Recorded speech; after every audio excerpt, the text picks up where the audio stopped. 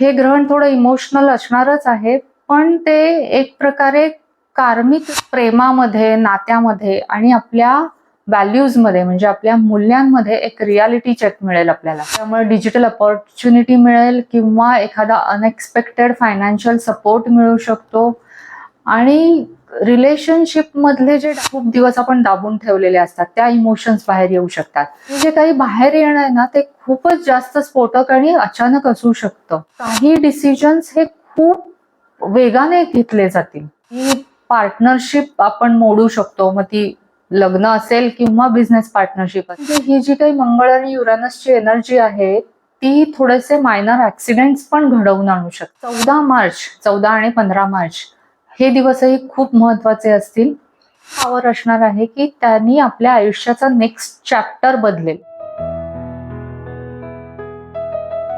नमस्कार, new era astrology मध्ये तुमचं स्वागत आहे आणि ज्यांनी नव्याने सबस्क्राईब केलंय त्यांचंही स्वागत आहे आणि खूप खूप धन्यवाद चॅनलला सबस्क्राईब केल्याबद्दल. आजच्या व्हिडिओमध्ये आपण मार्चचा फर्स्ट हाफ डिस्कस करणार आहोत, म्हणजे 1 मार्च ते 14 मार्च पर्यंतचा, आणि मुख्यतः 3 मार्चला होणारं चंद्रग्रहण जे आपल्या इथनं दिसणार आहे भारतातून त्याविषयी आपण डिटेलमध्ये डिस्कस करणार आहोत.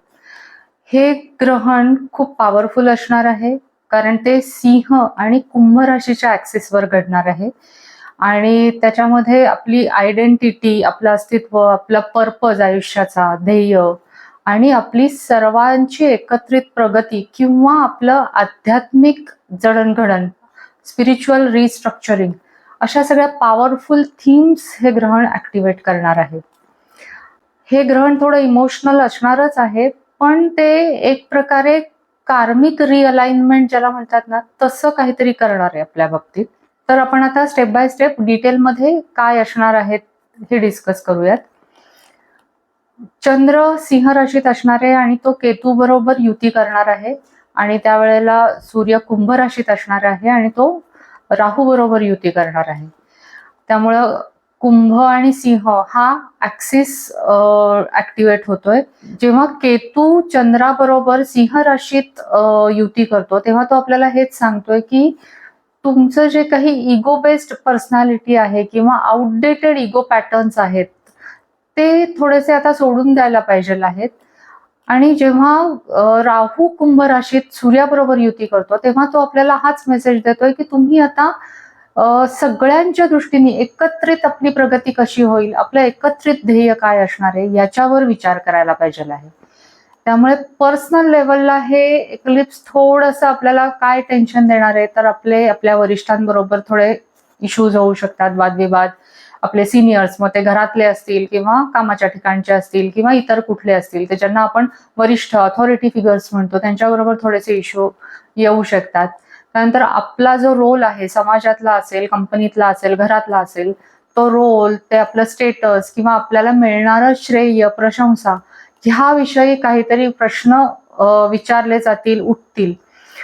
आणि अशा एका सिच्युएशनला आपल्याला फेस करायला लागेल जिथे आपल्याला ठरवायला लागेल की आपण नेतृत्व करणार आहोत का, आपण माघार घेणार आहोत का, आपण कम्प्लिटली दिशा बदलणार आहोत या सिच्युएशन मध्ये. हे सगळे प्रश्न आपल्याला त्या दरम्यान पर्सनल लेवलला आपल्याला अनुभवायला येतील. आणि त्यामुळे असं होईल की बऱ्याचशा लोकांचे लिडरशिपचे रोल्स चेंज होतील, म्हणजे आपले वरिष्ठ तरी बदलतील किंवा आपण जर का लिडरशिपमध्ये असू तर त्याचं पण प्रोफाईल चेंज होईल. पॉवर डायनामिक्स जे असतं कंपन्यांमध्ये, कामाच्या ठिकाणी किंवा घरामध्ये, ते बदलेल आणि आपली क्रिएटिव्ह आयडेंटिटी किंवा प्रोफेशनल आयडेंटिटी ह्याच्यावर काहीतरी प्रश्न पडतील आपल्याला. म्हणजे हे एक्लिप्स आपल्याला थोडासा असा एक डीप प्रश्न विचारतोय की तुम्ही स्वतःला किती श्रेय मिळणार आहे, स्वतःला किती प्रशंसा मिळणार आहे यासाठी काम करताय का तुम्ही खरंच सगळ्यांच्या प्रगतीसाठी काहीतरी चांगलं कॉन्ट्रीब्युशन देताय. हे प्रश्न आपल्याला विचारले जातील किंवा अशा सिच्युएशन मध्ये आपण असू. आणि ही जी काही आपली इगो बेस्ड, स्वतःवर स्वकेंद्रित थोडीशी पर्सनॅलिटी असेल तर त्या पर्सनॅलिटीमुळे आपलं इव्होल्युशन तर थांबत नाहीये ना, हे प्रश्न आपल्याला पडतील त्या दरम्यान. आणि ही जे ग्रहण आहे ते मेनली ज्यांचं प्लॅनेट्स किंवा म्हणजे असेंडंट, डिसेंडंट किंवा ICMC हे अँगल्स जर का सिंह राशीत किंवा कुंभ राशीत असतील तर त्यांच्यासाठी बरेचसे बदल घडणार आहेत या ग्रहणामुळे. हे ग्रहण म्हणजे एक असा मॅच्युरिटीचा चेक पॉइंट असेल. म्हणजे इमोशनली आपल्याला असं वाटेल की आपल्या खऱ्या ज्या भावना आहेत ते सगळ्यांसमोर येत आहेत, किंवा काही जणांना असं वाटेल की माझी कोणी दखल घेत नाहीये, माझ्याकडे कोणी लक्ष देत नाहीये, किंवा आपण आपला जो प्राईड असतो, गर्व असतो, तो थोडासा बाजूला ठेवू आणि आपल्याला असं लक्षात येईल की जगाला आपलं काही पडलेलं नाहीये, जग काही आपल्या भोवतीच फिरतंय असं नाहीये, जगात त्यांच्या त्याच्या गोष्टी चालू आहेत. तर हे थोडंसं आपल्याला जाणवेल. म्हणजे आपला थोडासा इगो कमी करायला लागेल आपल्याला या दरम्यान. पण स्पिरिच्युअली बघता हे खूप लिबरेटिंग असेल, त्याच्यामुळे आपल्याला एक वेगळ्या प्रकारचा दृष्टिकोन मिळणार आहे. आता त्याच दरम्यान इतरही प्लॅनेट्स काहीतरी अशा अलाइनमेंट्स करतायत की ज्या ह्या इक्लिप्सच्या थीमला सपोर्ट करणाऱ्या असतील. तर त्या आपण आता एकामागोमाग एक बघूयात की इक्लिप्सच्या दरम्यान काय घडणार आहे. तर शुक्र आहे तो पण मीन राशीत जाणार आहे आणि तो शनी नेपच्यूनची जी युती आहे त्यांच्या बरोबर युती करणार आहे. म्हणजे ट्रिपल कंजंक्शन आहे. 3 ग्रह एकत्र युती करतायत, शुक्र, शनी आणि नेपच्यून, आणि ते मीन राशीत करतायत. आणि हे सगळं ग्रहणाच्या वेळेला होतंय. त्यामुळे काय घडू शकतं, तर एक प्रेमामध्ये, नात्यामध्ये आणि आपल्या व्हॅल्यूजमध्ये म्हणजे आपल्या मूल्यांमध्ये एक रियालिटी चेक मिळेल आपल्याला की खरं काय असणं, सत्य, वास्तव समोर येणार आहे. त्यामुळे रिलेशनशिप मधलं जे सत्य आहे ते आपल्याला क्लिअरली दिसेल आणि त्याच्यातनं थोडीशी निराशा होईल, पण त्याच्यातनंच एक मॅच्युरिटी पण येईल रिलेशनशिप हँडल करण्याची. नंतर आपण ज्या काही कमिटमेंट देऊ त्या स्पिरिच्युअल लेवलच्या असतील. नंतर फायनान्सेस आणि रोमॅन्स याच्यामधला जो काही भ्रम आहे तो सगळा दूर होईल. म्हणजे पैशाच्या बाबतीतलाही आणि प्रेमाच्या बाबतीतलाही तोही भ्रम, कारण शनी आहे तिथे इन्व्हॉल्ड. शनी नेहमी तुम्हाला रियालिटी चेक देत असतो. नेपच्यून आणि मीनरास नेपच्यून हा मीनराशीचा स्वामीच आहे, पण ते नेहमी तुम्हाला वास्तवापासून थोडंसं दूर ठेवतात. थोडा आयडियालिझम असतो, थोडा भ्रम असतो, थोडं इल्युजन असतं. पण शनी तिथे युती करतोय त्यामुळे ते इल्युजन ब्रेकच करणार आहे. त्यामुळे फायनान्सेस बद्दलचं आणि रोमॅन्सेस बद्दलचं इल्युजन थोडं दूर होणार आहे आपलं. हे काही असं ड्रॅमॅटिकली होईल असं नाहीये, पण शांतपणे आपल्याला एक रिअलायझेशन येईल. त्यामुळे आपण असं विचार करू की हे खरंच प्रेम आहे का, किंवा फायनान्शियली मी जो काही मार्ग निवडलाय तो सस्टेनेबल आहे का, मी परिस्थितीपासून दूर पळून जाण्यासाठी हे करते का खरंच काही घडवण्यासाठी हे सगळं चाललंय. हे सगळे प्रश्न आपण आपल्यालाच विचारणार आहोत. आता त्याच वेळेला म्हणजे ग्रहणाच्याच दरम्यान युरानस जो वृषभ राशीत आहे तो ह्या ट्रिपल युतीला म्हणजे ट्रिपल कंजंक्शनला चांगला सपोर्ट करतोय, चांगला आस्पेक्ट आहे, सपोर्टिव्ह आहे. त्यामुळे एक सडन ब्रेक थ्रू मिळेल. म्हणजे आपल्याला एक इमोशनल क्लॅरिटी येईल आणि त्याच्यातनं एक सडन नवीन मार्ग दिसायला लागेल आपल्याला, अचानक एखादा मार्ग सापडेल. कारण जेव्हा तुम्ही शनीने दिलेली जी काही रियालिटी चेक आहे ती रियालिटी जेव्हा तुम्ही ऍक्सेप्ट करता, वास्तवाचा स्वीकार करता आणि आपला जो काही भ्रम असतील ते सगळे दूर करताय आणि आपली मूल्यांवर आधारित काहीतरी निर्णय घेताय किंवा परिस्थितीकडे बघताय, तेव्हा युरानस आपल्याला नवीन दरवाजे उघडणार आहेत. आणि मग ते काय प्रकारचे असतील, तर काहीतरी नवीन इन्कम मॉडेल आपल्याला मिळेल किंवा एखादी डिजिटल अपॉर्च्युनिटी, कारण युरानस हा डिजिटल वर्ल्ड सगळं रूल करतो. त्यामुळे डिजिटल अपॉर्च्युनिटी मिळेल किंवा एखादा अनएक्सपेक्टेड फायनान्शियल सपोर्ट मिळू शकतो. आणि रिलेशनशिप मधले जे डायनामिक्स असतात ते नातेसंबंध जे काही आहेत ते अशा प्रकारे बदलतील की त्याच्यातनं जास्त मोकळेपणाने संवाद करता येईल, मोकळेपणा वाटेल त्याच्यामध्ये. वृषभ रास ही स्थैर्य देणारी आहे, त्यामुळे जे काही अचानक घडेल त्याच्यातनं आपल्याला एक स्थिरता येईल आपल्या आयुष्यामध्ये. आता तसंच प्लुटो जो आता मकर राशीत आहे तो पण ह्या तिघांना खूप चांगला सपोर्ट करतोय. खूप सटल असेल पण पॉवरफुल सपोर्ट असणार आहे तो. त्यामुळे आपली जी काही आध्यात्मिक जी काही आपली जडणघडण आहे त्याचं डीप रिस्ट्रक्चरिंग होईल. पुन्हा एकदा नव्याने ते आपण बांधू ते सगळे आपल्या व्हॅल्यूज, आध्यात्मिक व्हॅल्यूज. मग आपलं करिअरचं जे फाउंडेशन आहे ते बदलेल आपण. म्हणजे आतापर्यंत जे करतोय त्याच्यात थोडासा एक बदल येईल किंवा ते कम्प्लिटली पण बदलू शकतं. नंतर आपल्या आयुष्यातले जे ऑथॉरिटी स्ट्रक्चर्स आहेत, म्हणजे मग आपले वरिष्ठ असतील किंवा आपल्या घरातले कोणी ऑथॉरिटी स्ट्रक्चर्स असतील, ते कम्प्लिटली जातील. नव्याने आपली ऑथॉरिटी, मग ती इनर ऑथॉरिटी जास्त असेल, त्यामुळे आपलं ऑथॉरिटी स्ट्रक्चर बदलणार आहे आणि हे एक स्ट्रॅटेजिक ट्रान्सफॉर्मेशन होणार आहे. आता एक महत्वाचा आस्पेक्ट आपण डिस्कस करणार आहोत, तो म्हणजे युरानस हा कुंभ राशीतल्या मंगळाला स्क्वेअर करणार आहे आणि हे एक्लिप्सच्या दरम्यान होणार आहे 3 मार्चला. मंगळ आणि युरानस यांचा जो स्क्वेअर आहे तो 27 फेब्रुवारी पासून सुरू झालेला आहे, पण तो एक्लिप्सच्या दरम्यान ऍक्टिव्हेट असणार आहे. त्यामुळे खूप काहीतरी घडणार आहे, सडन ऍक्शन्स किंवा सडन डिसरप्शन्स ज्याला म्हणतो ना, आणि ते एक्लिप्सच्या दरम्यान घडणार आहे. त्यामुळे एखादं असं कार्मिक रिलीज होईल, पण ते एखाद्या शॉक मधनं किंवा कन्फ्रंटेशन म्हणजे ज्याला थोडस एखाद्याला चॅलेंज करणं म्हणतो तसं, किंवा अवेकनिंग मधनं घडणार आहे. कारण कुठलंही ग्रहण जे असतं ते आपल्याला खूप इमोशनल, म्हणजे चंद्रग्रहण तरी पर्टिक्युलरली बऱ्यापैकी इमोशन्स आपल्या हायटंड असतात, त्यावेळेस खूप इमोशनली चार्ज असतो आपण, आणि कदाचित असं काही गोष्टी बाहेर येतात की ज्या खूप दिवस आपण दाबून ठेवलेल्या असतात, त्या इमोशन्स बाहेर येऊ शकतात. आणि त्यातच जेव्हा युरानस आणि मंगळ एकमेकांना स्क्वेअर करतायत, त्यामुळे ते जे काही बाहेर येणं आहे ना, ते खूपच जास्त स्फोटक आणि अचानक असू शकतं. त्यामुळे ज्या काही रिॲक्शन्स येणार आहेत त्या अशा फेटेड वाटतील, म्हणजे ते असं रॅन्डम नाही होणार आहे, तर त्या म्हणजे ते तसं घडणं अपेक्षित आहे म्हणून घडणार आहे. थोडासा एक ब्रेकिंग पॉइंट येईल, आपण एक म्हणजे आता बास याच्या पुढे सहन नाही होत असा एक पॉइंट येईल, किंवा एखादं टेन्शन आहे ते असं हळूहळू हळू बिल्ड होऊन तो एक शेवटचा पॉइंट त्या टेन्शनचा आलेला असणार आहे, किंवा आपल्याला असं वाटेल की बास इनफ, आता ह्याच्या पलीकडे मी हे सहन करणार नाही, अशी ती सिच्युएशन असेल, आणि तेव्हा तो आउटबस्ट होणार आहे इमोशनल.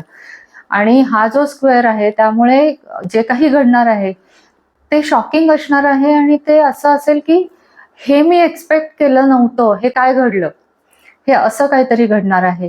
मग त्याच्यामध्ये आपल्याला खूप सडन रिअलायझेशन येणार आहे, किंवा अचानक कोणीतरी आपल्याला कन्फ्रंट करणार आहे, किंवा कदाचित एका शॉक नंतर आपल्याला एक इमोशनल डिटॅचमेंट येईल की हे जे घडलं त्याच्यातनं एकदम क्लॅरिटी आली आणि आता मला बधीर मी नाही काही वाटत आहे मला ह्याच्याबद्दल, असंही होऊ शकतं. आपण हे काही असं प्लॅन करून करणार नाही आपण कदाचित, पण ते होऊन जाईल असं दिसतंय. आणि आपल्याला कदाचित असं होईल की फ्रीडम का सिक्युरिटी ह्याच्यामधलं काहीतरी निवडायला लागेल. त्यामुळे आपल्याला सेफ्टी महत्वाची आहे, आपल्याला सेफ आणि सिक्युअर वातावरणात राहायचंय का आपल्याला आपल्या वागण्यामध्ये मोकळीक हवी आहे, फ्रीडम हवा आहे, हे आपल्याला ठरवायला लागेल. किंवा आपल्याला घरात शांतता हवी आहे, ओव्हरऑलच घरात असेल नाही तर इतर ठिकाणी शांतता ठेवायची आहे का हे जे काही घडतंय पुन्हा पुन्हा माझ्या बाबतीत त्याचा पॅटर्न ब्रेक करायचा आहे, ह्यामध्ये आपल्याला चॉईसेस करायला लागतील. म्हणजे थोडासा हा एक चॉईस करण्याचा मोमेंट असणार आहे, आणि काही डिसिजन्स हे खूप वेगाने घेतले जातील. कारण एक्लिप्सेस नेहमी येतात ते त्याच कारणासाठी येतात की आपलं खूप दिवस एखादा रखडलेला निर्णय असतो, एखादी सिच्युएशन असते की असं वाटतं की ह्या सिच्युएशन मधनं आपण कधीच बाहेर पडणार नाही, तर एक्लिप्सेस नेहमी आपल्याला तो पुश देतात. आणि ह्यासाठीच मी सांगते की तुम्ही एक्लिप्स गाईड नक्की बघा. त्याच्यामध्ये मी ग्रहणाच्या दिवशी काय खावं काय नाही किंवा असं काहीही सांगत नाही, तर एक्लिप्सेसच्या दरम्यान काय घडू शकतं आणि त्याच्यावर आपण कसं वागायचं याबद्दलचं ते गाईड आहे. आणि एक्लिप्सेस कसे अफेक्ट करतात, कारण ते 1 महिना आधी पण घडू शकतं, 1 महिना नंतर पण घडू शकतं, आणि त्याचा स्पॅन पण 8 दिवसाचा असतो. हे सगळे डिटेल्स मी त्या गाईडमध्ये सांगितले, तुम्ही ते नक्की बघा, कारण त्याच्यामुळे तुम्हाला मदत होणार आहे. हे जे काही मंगळ आणि युरानसचा स्क्वेअर होणार आहे आणि ते एक्लिप्सच्या सीझन मध्ये होणार आहे, त्याच्यामुळे असं होऊ शकतं की जे काही घडणार आहे त्याच्यामध्ये अचानक खूप भांडणं होऊ शकतात, किंवा एखादी पार्टनरशिप आपण मोडू शकतो. मग ती लग्न असेल किंवा बिझनेस पार्टनरशिप असेल, ते मोडलं जाऊ शकतं. किंवा आपण त्या सिच्युएशन मधनं इम्पल्सिव्हली क्विट करू, की आपण विचार न करता पटकन त्याच्या म्हणजे आपण निर्णय घेऊ की बस मी याच्यात नाही थांबणार आहे, इम्पल्सिव्हनेस असेल. किंवा एखादा फायनान्शियल शॉक पण बसू शकतो, टेक्नॉलॉजिकल ब्रेकडाऊन होऊ शकतं की ज्याच्यामुळे बराच प्रॉब्लेम होऊ शकतो. नर्व्हस बर्नआउट ज्याला म्हणतो ना, मेंटली आपण खूप थकून जाऊ जे काही घडेल त्याच्यामुळे. आणि दुसरं म्हणजे ही जी काही मंगळ आणि युरानसची एनर्जी आहे ती थोडेसे मायनर ऍक्सिडेंट्स पण घडवून आणू शकते जर का ही एनर्जी कंट्रोल नाही केली, मॅनेज नाही केली तर. कारण आपण इम्पल्सिव्ह असणार आहोत त्यावेळेस, खूप काहीतरी घडणार आहे, त्यामुळे काहीतरी करताना धडपड होणे किंवा काहीतरी मायनर ऍक्सिडेंट होणे असं होऊ शकतं, तर त्याकडे काळजीपूर्वक लक्ष दिलं पाहिजे. पण हेच जर का सगळं आपण कॉन्शियसली मॅनेज करू शकलं तर त्याचे काही पॉझिटिव्ह एक्सप्रेशन्स पण आपल्याला मिळू शकतात आणि त्याच्यामुळे आपल्याला एखाद्या रखडलेल्या सिच्युएशन मधनं आपल्याला एकदम अचानक सुटका होईल आपली. त्याच्यात काही बोल्ड करिअर मूव्ह आपण करू, बोल्ड चेंजेस करू करिअरमध्ये, किंवा आपल्या पर्सनॅलिटीमध्ये खूप आमूलाग्र बदल होईल. आणि फायनान्शियल रिइन्व्हेन्शन ज्याला म्हणतो, नवीन काहीतरी इन्कम सोर्स किंवा इन्व्हेस्टमेंट असे पण काहीतरी अचानक घडू शकतात. त्यामुळे एक्लिप्सेसच्या दरम्यान आणि पर्टिक्युलरली युरॅनस आणि मार्सचा जो स्क्वेअर आहे, तो जो काही आहे ती एनर्जी, ती हँडल करताना रिॲक्शन द्यायच्या आधी थोडंसं थांबायला पाहिजे आहे. विचार करून मग रिॲक्शन द्यायच्या. अवघड जाणार आहे मला माहिती आहे, पण शक्य होईल तेवढा प्रयत्न करायचा आहे आपल्याला. नंतर इम्पल्सिव्ह फिजिकल ऍक्शन नाही घ्यायच्या आहेत. म्हणजे घाईघाईनं काहीतरी गाडी चालवली आहे जोरात, घाईघाईनं काहीतरी इकडून तिकडे काहीतरी जोरात जाण्याचा प्रयत्न केलाय, अशा रिस्की ऍक्शन कडे लक्ष द्यायचंय की आपण असं काहीही करणार नाही आहोत. नंतर ही जी काही एनर्जी आहे ती आपण एखाद्या इनोव्हेशन मध्ये टाकली ना तर त्याचा खूप फायदा होईल, की नव्याने काहीतरी आपण शोधून काढणार आहोत कुठल्या तरी फील्डमध्ये, तर ती एनर्जी तशी चॅनलाइज करायला पाहिजे आहे. दुसरं म्हणजे एक्सरसाइज करायला पाहिजे. मग ते बरेच प्रकार असतात, डान्स आहे, ताईची आहे किंवा योगा आहे. कारण ती जी काही नर्वस इलेक्ट्रिक एनर्जी तयार झाली आहे ना ती त्याला रिलीज करते. म्हणजे मग जे काही धडपड होणार आहे, मायनर ऍक्सिडेंट्स होणार आहेत ते टाळले जातील, ओव्हर रिॲक्टिव्ह आपण होणार आहोत ते टाळलं जाईल. त्यामुळे थोडंसं एक्सरसाइज केला तर जास्त चांगलं. आणि इमोशनली काहीतरी गोष्ट सोडून देण्यापेक्षा स्ट्रॅटेजिकली त्याच्यात चेंज घडवून आणणं हे जास्त फायदेशीर ठरेल. आता त्याच दिवशी मिथुन राशीतला जो गुरु आहे तो सूर्य आणि बुध यांची जी कुंभ राशीतली युती आहे त्यांना खूप छान सपोर्ट करतोय. ट्राईन अस्पेक्ट आहे, खूप चांगला अस्पेक्ट आहे. त्यामुळे एक प्रकारे ते मेंटल ब्लेसिंग्स म्हणायला हरकत नाहीये ह्या एक्लिप्सच्या दरम्यान, ह्या ग्रहणाच्या दरम्यान. मिथुन राशीतला जो गुरु आहे तो आपल्याला काय फायदे करून देतोय काही महिने झाले, तर आपल्याला कम्युनिकेशन आपलं खूप वाढतंय, कनेक्शन, नेटवर्किंग हे आपलं खूप वाढतंय आणि ते फायद्याचं आहे आपल्यासाठी. किंवा आपल्याला काही नवीन शिकायचं असेल, मीडियावर काही ट्राय करायचं असेल, टीचिंग मध्ये काही ट्राय करायचं असेल, तर ह्या सगळ्यामध्ये तो आपल्याला नवीन नवीन संधी, अपॉर्च्युनिटीज देतोय. आणि जेव्हा तो सूर्य आणि बुधाबरोबर कुंभ राशीत जे दोघ जण आहेत त्यांच्याबरोबर ट्राईन अस्पेक्ट करतोय, तेव्हा ह्या सगळ्या अपॉर्च्युनिटीज ज्या आहेत, नेटवर्किंग, कनेक्शन, कम्युनिकेशन, टीचिंग, ह्या सगळ्या आपल्या विजन बरोबर आणि आपल्या इंटलेक्ट बरोबर अलाइन होणाऱ्या असणार आहेत. म्हणजे आपल्याला काय करायचंय आणि काय संधी मिळत आहेत ह्याच्याशी आपण खूप बऱ्यापैकी अलाइन असू. त्यामुळे हे खूप छान अस्पेक्ट आहे. त्याच्यामुळे आपल्याला काही सत्य मांडता येणार आहे, जे काही आपलं म्हणणं आहे ते क्लिअरली मांडता येणार आहे. पब्लिशिंगसाठी चांगलं आहे, टीचिंगसाठी, डिजिटल ग्रोथ करायची असेल, नेटवर्किंग करायचं असेल, हे सगळं चांगलं असणार आहे. म्हणजे ग्रहणाच्या दिवशी जरी आपल्या इमोशन्स इंटेन्स असल्या तरी आपलं माइंड खूप शार्प असणार आहे आणि भविष्याच्या दिशेने फोकस्ड असणार आहे. हे खूप चांगली गोष्ट आहे त्या दरम्यान. त्यामुळे जे कोणी पॉडकास्टर्स आहेत, रायटर्स आहेत, एज्युकेटर्स आहेत किंवा थॉट लीडर्स आहेत त्यांच्यासाठी हा काळ खरंच चांगला संधी घेऊन येणारा असू शकतो. अचानक असेल, काहीतरी घडेल आणि मग त्याच्यातनं संधी मिळतील.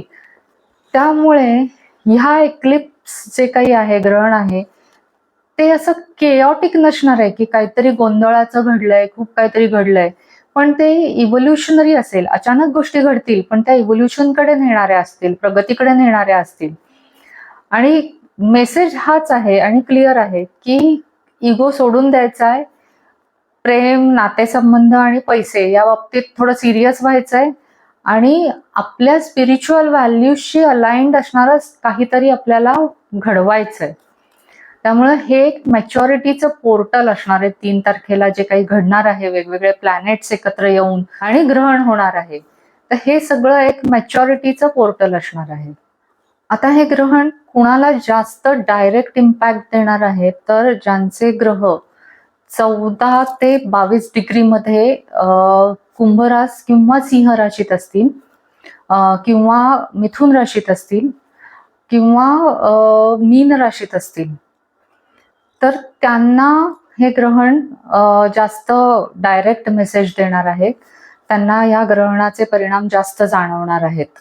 ओव्हरऑल ज्या कुठल्या एअर सायन्स किंवा फायर सायन्स आहेत त्यांनाही हे ग्रहण जास्त जाणवू शकतं. आणि हे ग्रहण कुठून दिसणार आहे, तर ऑस्ट्रेलिया, न्यूझीलंड इथे पूर्ण त्याचा म्हणजे खग्रास चंद्रग्रहण असणार आहे. आणि साऊथ आणि सेंट्रल एशिया म्हणजे भारतामध्ये त्याची पार्शल व्हिजिबिलिटी म्हणजे खंडग्रास असणार आहे. आणि चंद्रोदय जेव्हा होणार आहे तेव्हापासूनच ते दिसायला लागणार आहे. नॉर्थ अमेरिकेमध्ये बऱ्यापैकी पूर्ण त्याचा व्ह्यू असणार आहे. साऊथ अमेरिकेमध्ये कुठल्या लोकेशन मधनं दिसतंय त्याच्यावर त्याचा पार्शल किंवा फुल व्ह्यू असणार आहे. आणि हे ग्रहण आफ्रिका किंवा युरोप यामध्ये नाही दिसणार आहे, कम्प्लिटली नाही दिसणार आहे, कारण तेव्हा त्यांचा चंद्राचा अस्त झालेला असणार आहे. आपण आता मंडेन ऍस्ट्रॉलॉजीच्या दृष्टीने या ग्रहणाचा आढावा घेऊ. कारण की हे ग्रहण चंद्रग्रहण असल्यामुळे, आणि चंद्र हा सामान्य जनता कुठल्याही देशाच्या पत्रिकेमध्ये सामान्य जनता दाखवतो आणि ग्रहण आहे, त्यामुळे सामान्य जनतेच्या इमोशनल रिॲक्शन्स येणं हे खूप घडणार आहे. त्यामुळे पॉसिबल थीम्स काय आहेत, तर काहीतरी प्रोटेस्ट होईल, अशा वेव्हज येतील प्रोटेस्टच्या काहीतरी. नंतर पब्लिक आउटरेज होईल, म्हणजे लोक काहीतरी निषेध करतील, कुठल्या तरी काहीतरी चळवळ करतील. सडनली काहीतरी सोशल मुवमेंट स्टार्ट होईल आणि एखाद्या पॉलिसी, गव्हर्नमेंटच्या पॉलिसीला इमोशनल रिॲक्शन दिली जाईल. आणि ओव्हरऑलच लीडरशिप जे आहे ते प्रेशरमध्ये असणार आहे. त्यांना जबाबदारी घ्यायला लागेल, काहीतरी त्यांचं एखादं स्टेटमेंट असेल किंवा काही पॉलिसी असेल त्याबद्दल त्यांना अकाउंटेबिलिटी घ्यायला लागेल. आणि लोकांची टीका खूप जास्त इंटेन्सिफाय होणार आहे तेव्हा. आणि कदाचित असंही होईल की कोर्टाने दिलेला काहीतरी निर्णय आणि त्याची अंमलबजावणी ह्यामध्ये काहीतरी टेन्शन असणार आहे. आणि आता त्याच दरम्यान तुम्ही चार्टमध्ये बघू शकता की युरेनस जो आहे तो भारताच्या मिड हेवन मधनं ती युरेनसची लाईन पास होते. म्हणजे मिड हेवन हे नेहमी त्या देशाचं government, prime minister, ruling party, सगळ्या ऑथॉरिटीज आणि आपलं रेप्युटेशन म्हणजे जग आपल्याकडे कसं बघतंय, किंवा आपल्या भारताची किंवा कुठल्याही देशाची आपली जगाच्या दृष्टीने आपलं काय पोझिशनिंग, काय स्टँडिंग आहे हे दाखवतं कुठलीही मिड हेवन. आणि ऑब्व्हियसली युरानस आहे त्यामुळे इनोव्हेशन आणि टेक्नॉलॉजी हे फोकसमध्ये येणारच आहे. त्यामुळे मेजर टेक्नॉलॉजिकल ऍडव्हान्समेंटची किंवा त्याच्या रिलेटेड अनाउन्समेंट होईल. त्यामुळे नो वंडर आपल्या इथे आता AI रिलेटेड समिट घडतीये, आपण जगाला दाखवून देतोय.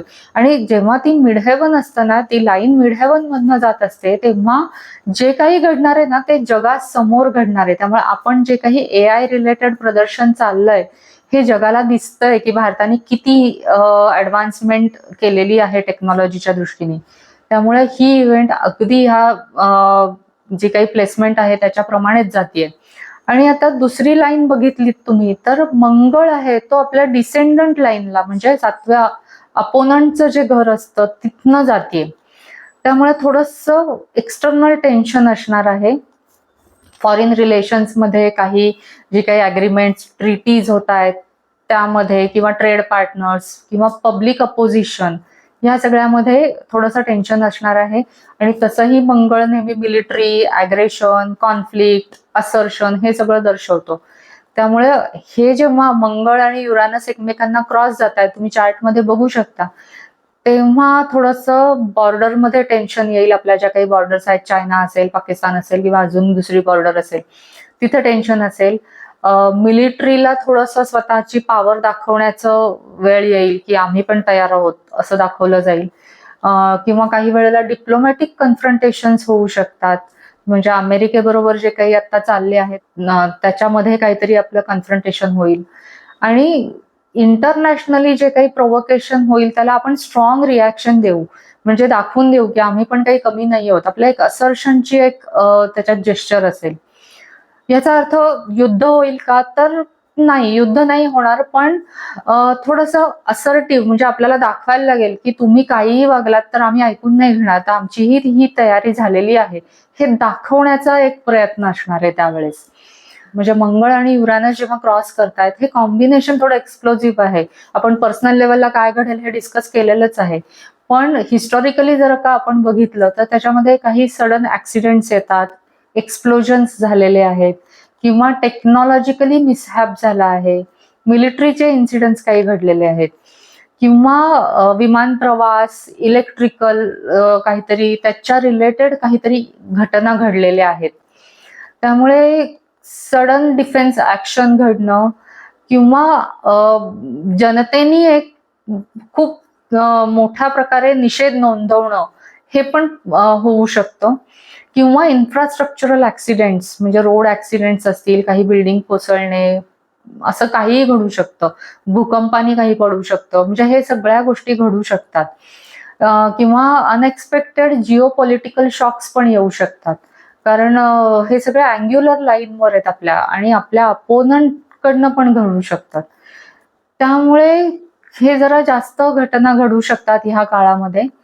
पण हेच जर का पॉझिटिव्ह लेवलला काही घडलं, कारण युरानस आहे, तो चांगलं आणि वाईट दोन्ही अचानक घडवून आणू शकतो. भारताने जर का ही एनर्जी खूप पॉझिटिव्हली वापरली हा काळ, आणि कदाचित ती वापरली असणार आहे, म्हणूनच आपण आता एआयचं प्रदर्शन भरवलंय आणि दाखवून देतोय की आम्ही टेक्नॉलॉजिकली लीडर आहोत. नंतर कदाचित काहीतरी बोल्ड रिफॉर्मच्या अनाउन्समेंट होतील, जिओपॉलिटिकली काहीतरी स्ट्रॉंग स्टान्स घेतला जाईल, मॉडर्नायझेशनचे रॅपिड डिसिजन्स होतील, अचानक घेतले जातील, म्हणजे वेगवान प्रगती होईल.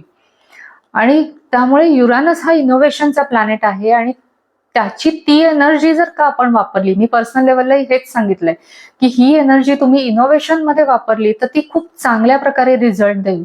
सेम गोज विथ इंडिया, की भारताने पण ही अशाच प्रकारे वापरली तर बाकीचे इन्सिडेन्सेस जे निगेटिव्ह आहेत ते कमी प्रमाणात घडतील.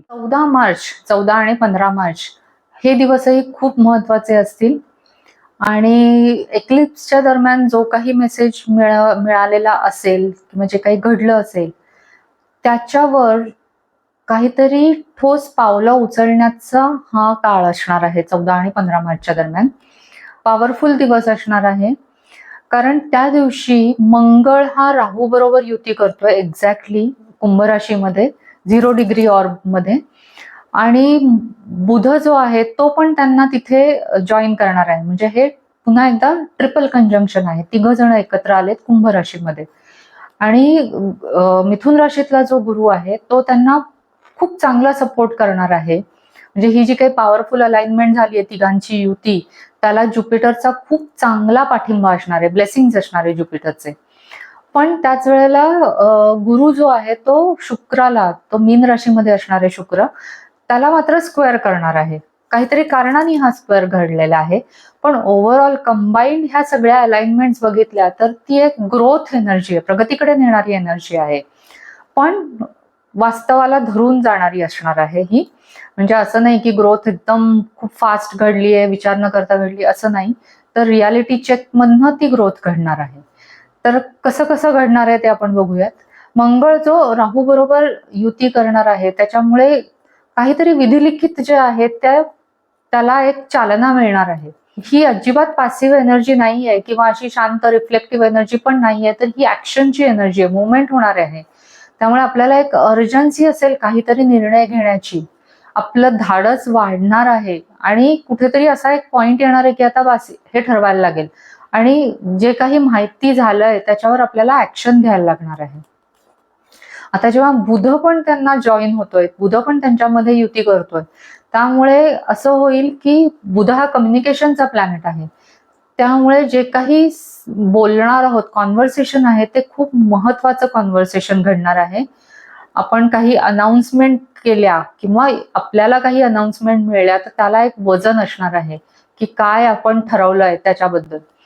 नंतर जी काही अग्रीमेंट्स होतील त्याच्यामुळे आपलं भविष्य घडेल, आणि आपण जे काही बोलू त्याचे काहीतरी कॉन्सिक्वेन्सेस असणार आहेत, त्याचे परिणाम असणार आहेत त्या बोलण्याचे, म्हणजे आपलं बोलणं खूप परिणामकारक असणार आहे. आणि हे सगळं कुंभ राशीत घडतंय, आणि कुंभ राशी ही विजनरी असते, म्हणजे ते सगळं आपण विजनरी आपण करणार आहोत, आपण भविष्याच्या दृष्टीने विचार करून बोलणार आहोत, वागणार आहोत. त्यामुळे हे इमोशनल नाही आहे, तर हे स्ट्रॅटेजिक आहे, भविष्याच्या दृष्टीने काहीतरी घडणार आहे.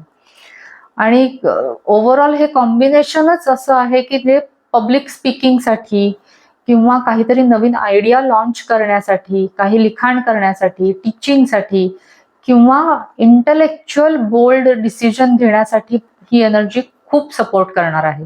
असे काही डिसिजन असतील तर ते नक्की त्या दिवशी घेतले आणि त्याच्यावर काही काम केलं तर फायद्याचं होईल. पण एक लक्षात ठेवायला पाहिजे की जेव्हा मंगळ आणि बुध एकत्र येतात तेव्हा त्याचाच अर्थ की आपले शब्द खूप शार्प असू शकतात, बोचरे असू शकतात, त्यामुळे ते सांभाळून वापरायचे. आणि आता इथे जो गुरु आहे मिथुन राशीतला तो खूप सुंदर आस्पेक्ट करतोय या सगळ्या कुंभ राशीत एकत्र आलेल्या तिघांना. ते ब्लेसिंग देतोय, त्यामुळे आपल्याला नेटवर्किंग करायला खूप वाव असेल, त्याच्यातनं आपली ग्रोथ होणार आहे. आपल्याला डिजिटली पण काहीतरी विजिबिलिटी मिळणार आहे, मीडियाचं एक्सपॅन्शन करू शकू, टीचिंग, लर्निंग. जे गुरु आपण मागे पण मी बोलले त्याच्याबद्दल की मिथुन राशीतला गुरु आपल्याला हे जे काही अपॉर्च्युनिटीज देणार आहेत ते ह्या तिघांना तो त्या रिलेटेड सगळा सपोर्ट मिळणार आहे. त्यामुळे आपण जेवढं नेटवर्किंग करू तेवढा आपला फायदा होणार आहे, तेवढ्या जास्त संधी उपलब्ध होणार आहेत. पण एक लक्षात ठेवलं पाहिजे की आपल्याला हे बॅलन्स करायचंय, कारण ज्युपिटर नेहमी सगळ्या गोष्टी एक्सपॅन्ड करत असतो, वाढवत असतो. ज्युपिटर हा कुठलीही गोष्ट टच करतो त्याला ते एक्सपॅन्ड करतो. आता तो मिथुन राशीत आहे, त्यामुळे मिथुन राशीच्या थीम तो एक्सपॅन्ड करतोय. पण त्याच वेळेला तो शुक्राला स्क्वेअर करतोय मीन राशीतल्या. त्यामुळे कदाचित असं घडू शकतं की आपण ओव्हर प्रॉमिस करू किंवा ओव्हर स्पेंड करू, जास्त खर्च करू, जास्त आपण काय जे आहे ते ओव्हर प्रॉमिसिंग होईल. किंवा एक रोमॅन्टिसायझिंग म्हणतात ना एखाद्या कॉन्सेप्टला, आयडियलायझेशन, हे गोष्ट घडू शकते. किंवा इमोशनली पण एक्झॅगरेशन होईल, म्हणजे एखाद्या गोष्टीला आपण पटकन हो म्हणून टाकू, हा हे सगळं छान वाटतंय चला आपण करून टाकू, असं होईल की ज्याच्यामध्ये आपल्याला पुढच्या गोष्टी लक्षात येणार नाही. त्यामुळे खूप इन्स्पिरेशन असणार आहे, पण ते इन्स्पिरेशन आपल्याला ग्राउंड करायचंय, त्याच्यासाठी तो स्क्वेअर आहे गुरु आणि शुक्रामधला. म्हणजे ही जी काही अलाइनमेंट आहे ती आपल्याला एकीकडे ग्राउंड पण करायला सांगते आणि एकीकडे खूप साऱ्या संधी पण देते. त्यामुळे हा जो काही दिवस असणार आहे 14 मार्चचा, तो एक टर्निंग पॉइंट असणार आहे, ज्याच्यामध्ये कॉन्शियस ग्रोथ ज्याला म्हणतो ना, की कॉन्शियस आपण प्रगती करणार, जाणीवपूर्वक प्रगतीकडे जाणार आहोत. आणि जर का आपण कॉन्शियसली ह्या एनर्जीचा वापर करून घेतला तर त्या दरम्यान आपण जे काही सुरुवात करणार आहोत, जे काही इनिशिएट करणार आहोत, त्याच्यामध्ये एवढी पॉवर असणार आहे की त्यांनी आपल्या आयुष्याचा नेक्स्ट चॅप्टर बदलेल. म्हणजे आपण आपलं भविष्य घडवणार आहोत, इतकी ती पॉवरफुल एनर्जी असणार आहे. मार्चचा जो काही फर्स्ट हाफ आहे 1 ते 15 मार्च, हा आपल्याला आपल्या कम्फर्ट मधनं बाहेर काढणारा असणार आहे. कारण इव्होल्युशन हे कधीही कन्व्हिनियंट नसतं. आणि ग्रहणाच्या दरम्यान आपण ज्या गोष्टीला सामोरं जाणार आहोत त्यावर आपण 14-15 मार्चला, म्हणजे मार्चच्या मध्यावर काहीतरी कॉन्शियस ऍक्शन घेणार आहोत. आणि तेव्हा जे काही आपण सुरू करणार आहोत त्यावर ठरेल की भविष्यात आपण काय बनणार आहोत. आणि ह्या सगळ्यासाठी तुम्हाला खूप खूप शुभेच्छा. Thank you so much.